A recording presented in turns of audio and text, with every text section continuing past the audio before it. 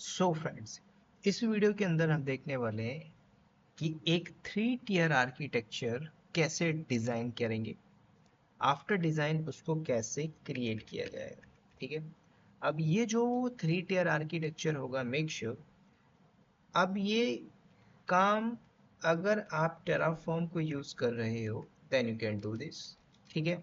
Make sure जिस किसी को भी डॉकर का कॉन्सेप्ट यूज़ होगा तो डॉकर को आप यूज़ कर सकते हो। ठीक है। इसके ऊपर आपको ये समझना, जब भी आप एक 3 टियर आर्किटेक्चर बना रहे हैं, ठीक है, विद प्रैक्टिकल के साथ मैं आपको बताऊंगा। ठीक है। अभी आप थ्योरेटिकल समझिए, फिर इसका हम प्रैक्टिकल वे भी देखेंगे। डायग्राम आप कहीं से भी ले सकते हो, चैट जीपीटी से भी ले लो, चलेगा।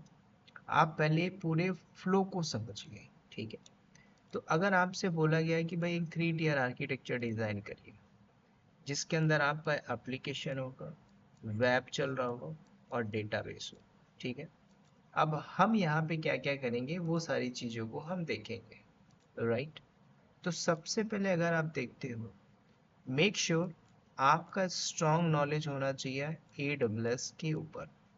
अब AWS की कोई भी सर्विसेज अगर अगर यहाँ पे लिखी है तो उसके ऊपर हैंड्स ऑन होना चाहिए, नंबर वन।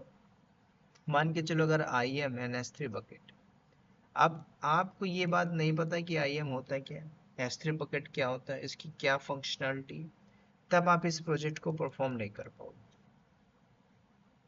दूसरा, कल को मैं लोड बैलेंसर का कोई भी कॉन्सेप्ट यूज करता हूँ, है ना, ऑटो स्केलिंग ग्रुप को यूज करता हूँ, अगर आप ये नहीं जानते तो आप लैब परफॉर्म नहीं कर पाओगे। राइट। तो कुल मिला के ये जो लैब होगा AWS के ऊपर हम बनाएंगे 3 टियर प्रोजेक्ट्स। अच्छा, ये प्रोजेक्ट CV में ऐड कर सकते हो। मैंने आपको कई बार बोला भाई, मेरे प्रोजेक्ट्स को आप ऐड करके एटलीस्ट 5 साल एक्सपीरियंस ऐड कर सकते हो, 5 year. Not only projects, projects के साथ साथ आपका डे बाय डे क्या रिस्पॉन्सिबिलिटी होती है, मैं इसके ऊपर बात कर रहा हूँ। ये सारे, ये बात आपने अगर सीख ली कि डे टू डे रिस्पॉन्सिबिलिटी मैं क्या करता हूँ। देखो, प्रोजेक्ट बनाना कोई बड़ी बात नहीं है। ये प्रोजेक्ट तो आपने बना लिया, ठीक है, कहाँ पे बनाया, खुद से बनाया, एक टेस्टिंग एनवायरनमेंट में बना लिया।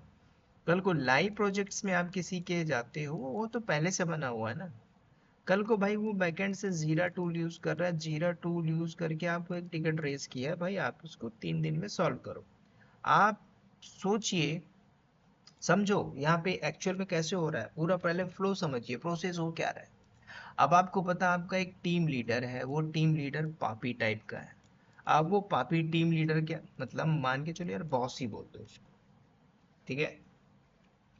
तो वो क्या चाहता है कि अगर आप कंपनी में टिक रहे हो तो मैं आपको टिका के रखा हूं। ठीक है। ऐसा नहीं है, वो आपको टास्क देगा बेस्ड ऑन उसकी क्या गाइडलाइंस।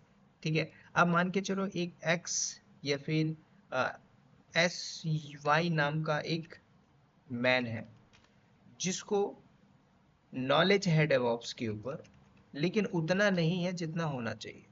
लेकिन बॉस उस SY मैन को वो सारे टास्क देता है। टास्क क्या दिया भाई, एक जीरा टास्क असाइन किया।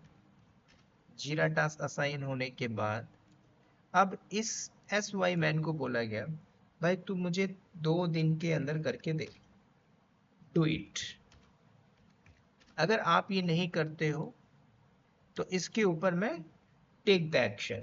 अब एक्शन में कुछ भी हो सकता है भाई, आपको टर्मिनेट करने के लिए धमकी देगा। दूसरा, आपकी सैलरी में ट्रबल करेगा। तीसरा, आपको मेंटल लेवल पे हरासमेंट करेगा। ठीक है। बिकॉज वो बॉस बॉस।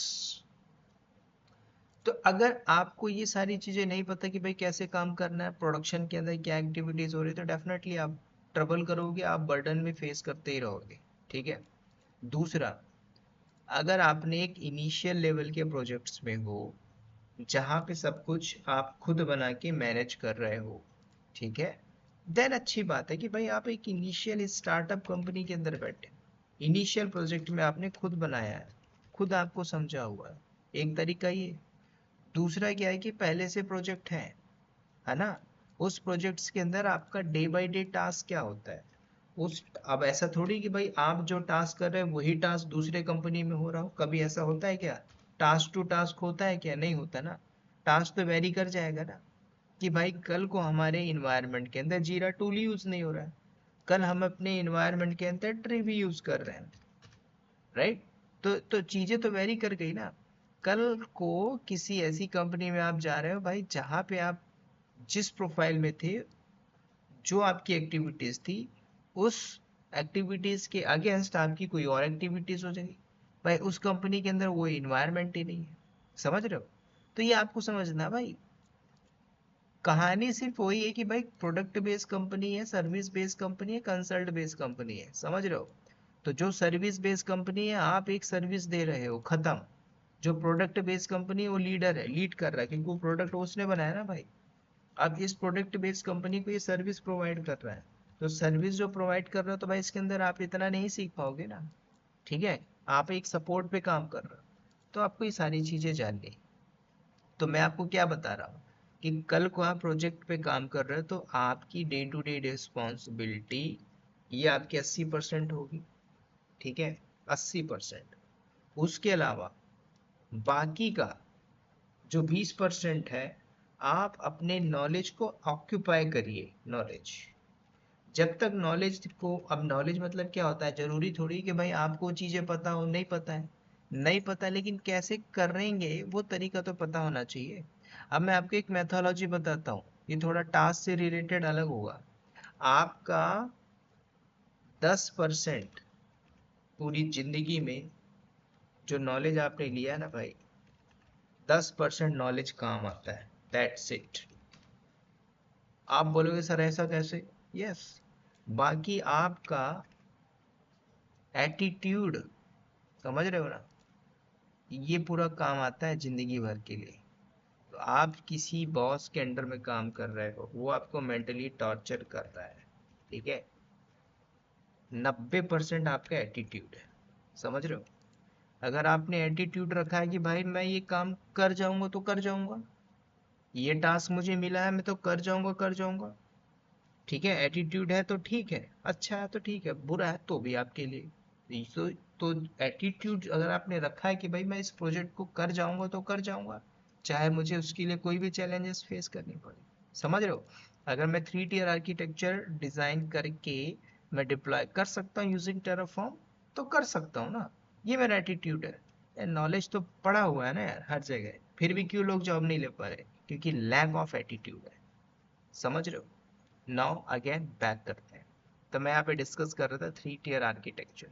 तो ये जो हम डिजाइन करेंगे 3 tier आर्किटेक्चर में, इसमें आप सिंपल देख लीजिए, राउट 53 यूज होगा, क्लाउड फ्रंट को यूज करेंगे, बैकएंड से यूजर होगा, इसको लोड बैलेंसर से हिटिंग होके एसएनएस आता जाएगा, राइट?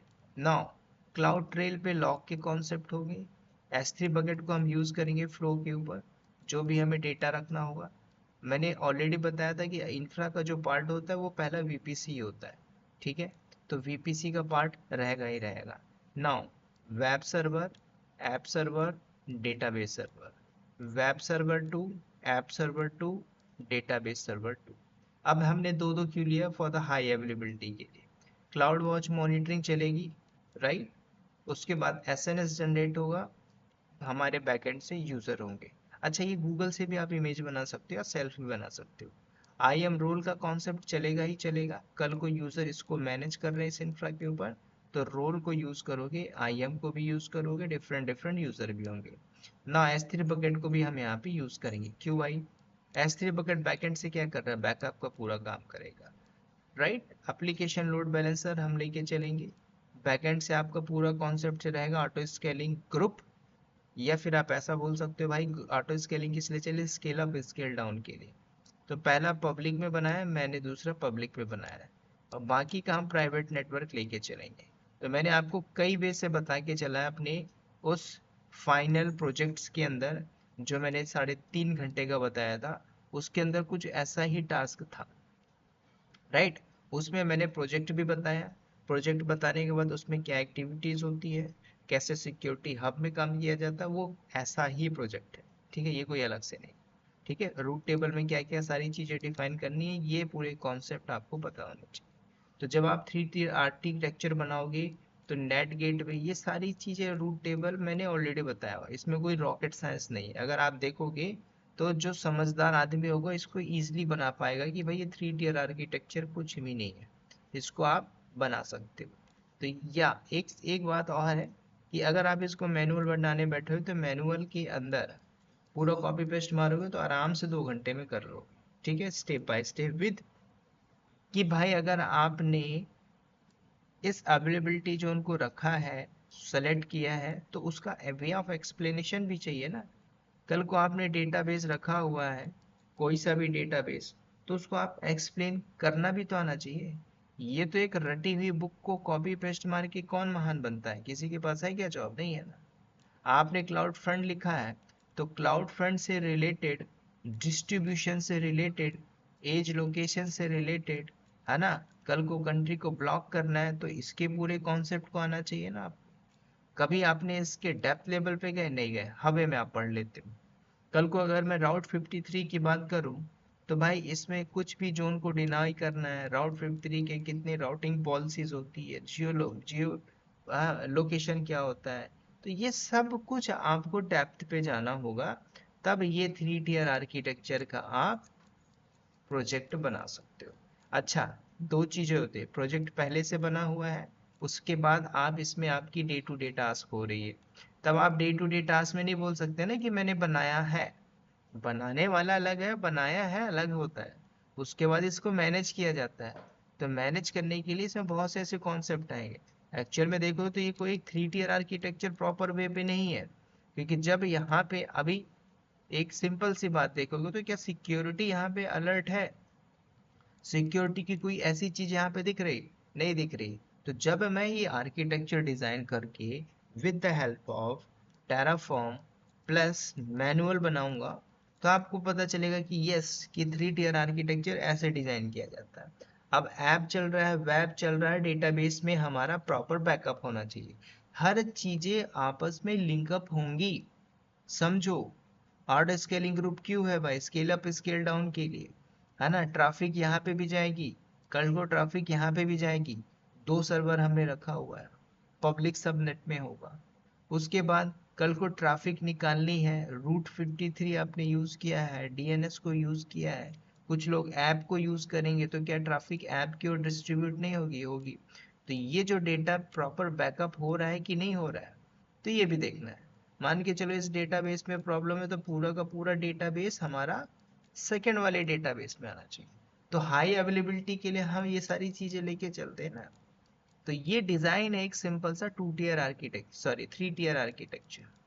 ठीक है, इसके अलावा 4 tier भी होते हैं, वो आगे मैं आपको बताऊंगा पूरे प्रोजेक्ट्स के ऊपर कि कैसे पर्टिकुलर प्रोजेक्ट्स को डिप्लॉय करके बनाया जाता है। Right, that's it. ठीक है, तो जस्ट समझो ये मैं आपको क्यों बता रहा हूँ। प्रैक्टिकल से प्रैक्टिकल आप देखोगे तो बना हुआ है भाई, है ना। इसका मैं प्रैक्टिकल कल बनाऊंगा, कल संडे है तो मैं फ्री रहूंगा। तो फिर संडे को आई विल ट्राई कि मैं 3 से 4 प्रोजेक्ट्स डाल दूँ। ठीक है, मेरा ये टारगेट है फॉर दिस वीक के लिए। तो इसलिए मैंने बोला कि इसको आपको मैं डिलीवर करके दे दूँ। ठीक है, तो चलिए इस वीडियो में इतना ही, मिलते हैं दोस्तों नेक्स्ट वीडियो में। Bye bye, take care and wish all the best.